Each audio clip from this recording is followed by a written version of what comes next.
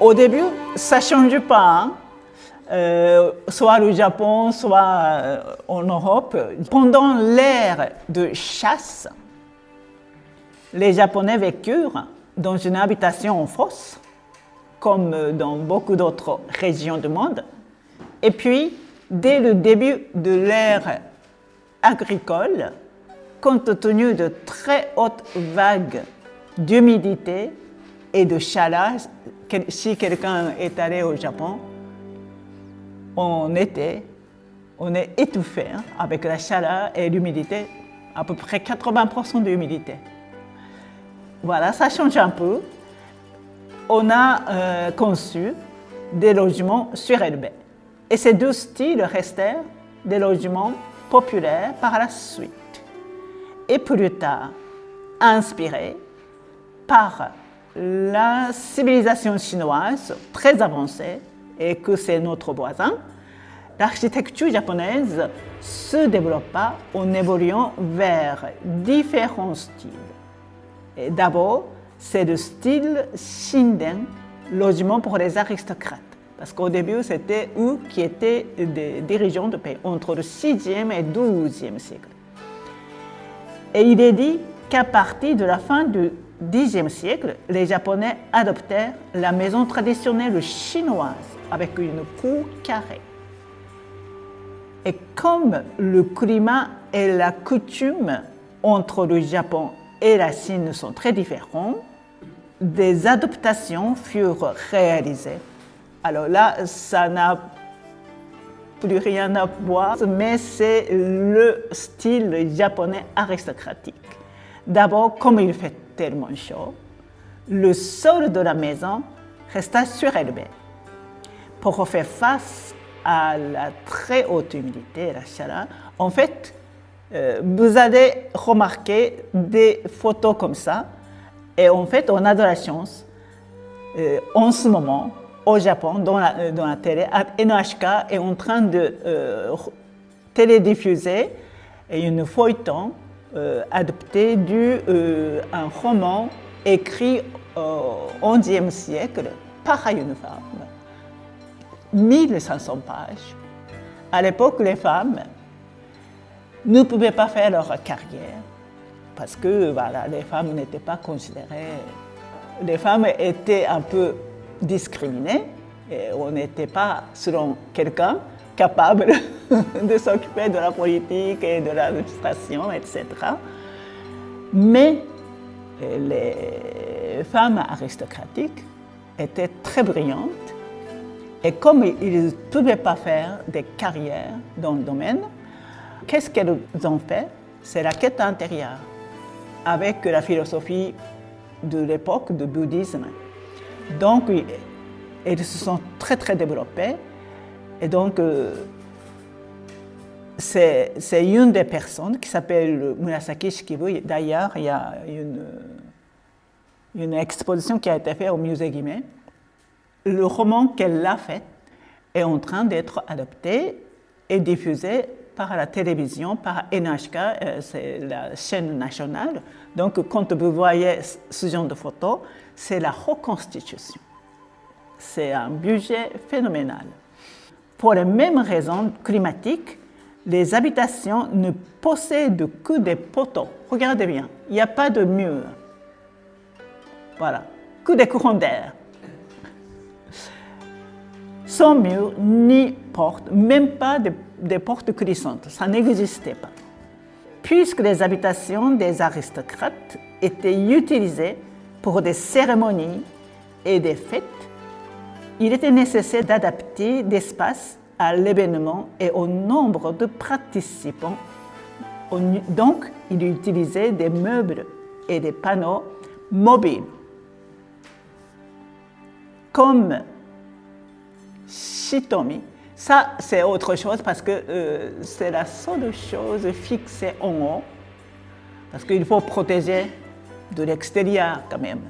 Donc, le matin, c'est les hommes qui montent comme ça, et en bas, on glisse à côté. Et là, vous voyez des choses en trait de rouge, c'est le rideau en bambou. Et dans la journée, les aristocrates, quand ils ne veulent pas ou ils ne peuvent pas s'exposer, ça descend comme ça. Ça s'appelle le misto en bambou. Byobu, c'est le paravent pliable, magnifiquement peint. Et on utilisait comme ça. C'est un prince qui est en train de mourir. Donc un autre est au chevet. Et comme c'est le moment intime, on met le paravent. Et sinon, il y a kicho, une cloison légère et portable, ou plusieurs panneaux en tissu soutenus, c'est par derrière, un poteau, et utilisé comme ça. Et ensuite, tsuitate shoji. Quand en hiver, il fait quand même froid, donc on fait des portes mobiles pour pouvoir mettre dans le placard en été. Et donc, c'était utilisé comme ça. Même tatami, on préfère le sol en bois, mais quand il y a quelqu'un de très haut rang, on est obligé quand même de mettre un peu en haut. Avec les motifs comme ça, on fait la distinction. Si c'est un empereur, une impératrice, un prince, etc., on change les couleurs et les motifs. Chodai, espace de couchage à rideau, utilisé pour des personnes de très haut rang, comme l'empereur. Ça a été mis comme ça, dans un espace complètement cloisé, avec des panneaux, des paravents, etc. En été, même le bois, ça fait des sueurs, donc on utilise des coussins, une natte de paille ronde, et on utilisait comme ça. Et le seul espace totalement cloisonné, nurigome, en trait de verre, c'est là. Pourquoi c'est fermé? Parce que c'est là qu'on met des trésors. Il ne faut pas être volé. Et dans cette résidence, entre 20 et 30 aristocrates habitaient. Donc c'est immense. Et en plus, à l'époque, c'était le régime polygamie. Donc, les époux fréquentaient leurs épouses.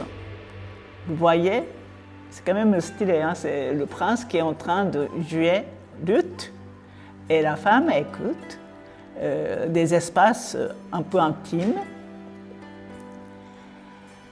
En cas de partage d'un même logement de la famille, les parties à l'est et l'ouest entourées de violets étaient réservées aux familles. Et se rajouta ensuite un bureau en trait de rose pour les employés chargés de l'accueil des visiteurs. C'est à l'entrée. Vous voyez en dehors de murs, parce que quand même le bâtiment est protégé, hein, vous voyez des chariots. Donc les invités arrivent comme ça et ensuite on est accueilli dans ce bureau par les employés. Et les enfants, comment ça se passe? Les enfants d'aristocrates habitaient avec leur mère tant qu'ils étaient mineurs. C'est le bébé. Dans les bras de papa. À côté, il y a sa maman. Mais à partir du moment où il devient majeur, ils prennent l'indépendance. Donc cet espace énorme, et je vous ai dit, utilisé pour des événements, par exemple, ça c'est, je crois que c'est un anniversaire d'un défunt. Donc tout le monde est dans le jardin. En fait, le jardin est multifonctionnel. C'est un espace extrêmement important pour la vie sociale des aristocrates.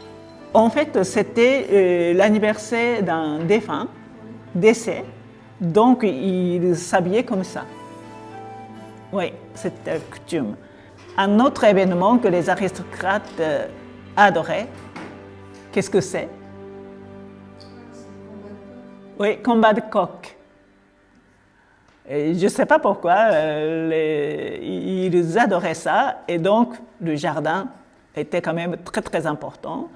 Et quand on organise un événement, une fête, c'est assez souvent accompagné par la musique et la danse. On ne voit pas bien, donc j'ai cherché, c'est magnifique. Et ensuite, il faut, en tant qu'aristocrate, c'était indispensable de montrer leur culture générale, prouvée par la compétence de composer des poèmes. Joli, hein? Et en fait, je sors un peu de contexte. Les femmes aristocrates portaient, quand il ne fait pas trop chaud, 12 kimonos superposés. Et on décale légèrement le col pour faire une association des couleurs. Et vous savez, c'était pour quel but? C'est très très joli, mais en fait, c'est pour reconstituer la nature. Donc il y a la couleur des fleurs, l'eau, le vent, les arbres, les herbes, etc. Et donc, quand quelqu'un qui réussit à bien reconstituer la nature, c'était quelqu'un de très coquet. Donc, elle est en train de composer un poème. Les hommes, ils doivent composer un poème avant qu'une coupe de saké arrive devant eux par le courant rivière. Et dès qu'ils reçoivent la coupe, et que si ils avaient fini le poème, ils peuvent mériter une coupe de saké délicieux. Voilà, comme ça. Et aussi, ils ont mis, bien évidemment, plein de fleurs et reconstitution de la nature avec des rochers. Ils adoraient de reconstituer des lieux magnifiques. Par exemple, ça vient de là. Ils se sont amusés à vraiment reproduire des lieux réputés par leur beauté. Et comme il fait chaud, je répète, ils faisaient tout pour profiter de la fraîcheur de l'eau. Donc, ils ont construit une pièce comme ça, au bord de l'étang artificiellement construit. Ils profitaient de la fraîcheur. Et il y a même de l'orchestre, ce sont des tambours qui venaient pour offrir la musique. Et le soir, c'est la contemplation de la lune au bord de l'étang. Aujourd'hui, comme après l'époque aristocratique, le Japon tombe pendant 140 ans, la période des guerres civiles, qui a tout rasé, 140 ans. 140 ans. Et du coup, il n'y a aucun monument, authentiquement parlant, de ce style n'existe plus. Tout a été brûlé, cassé. Mais heureusement, il y a des temples offerts par les aristocrates. Et c'est beau. Par exemple, ça, c'est Byodo-in Hodo. En face, vous voyez une immense statue de Bouddha. Et ça, je crois que vous avez vu, c'est à Miyajima. C'est un temple carrément dans la mer. Et ils ont même construit un théâtre dans la mer. J'ai très envie quand même de faire l'éloge des travaux des staffs de cette émission télévisée. Ils ont reconstitué vraiment fidèlement avec les historiens et les maçons, les charpentiers, des maisons de l'époque. Voilà, c'est magnifique harmonie entre le jardin et leur maison. Voilà, la pièce au bord de l'étang et le couloir protégé avec store en bambou contre le rayon de soleil. Et vous vous rendez compte, il n'y a vraiment aucun mur ni porte. Et c'est le bureau des employés. Et voilà, c'est le tatami juste posé comme ça. C'est sous l'eau, la danse qui accompagne. En fait, la danse et la musique n'étaient pas, il paraît, adressées aux humains. C'était offert à la nature et à l'univers. Donc, regardez les danseuses qui ne regardent pas les spectateurs, elles s'adressent à la lune, aux étoiles. Pareil, l'orchestre magnifiquement vêtu. Il n'y a pas de spectateur. Il joue comme ça pour offrir la musique à la nature, à l'univers. Quand on fait la calligraphie et le pliage, je vais vous faire écouter la musique interprétée par eux, cet orchestre.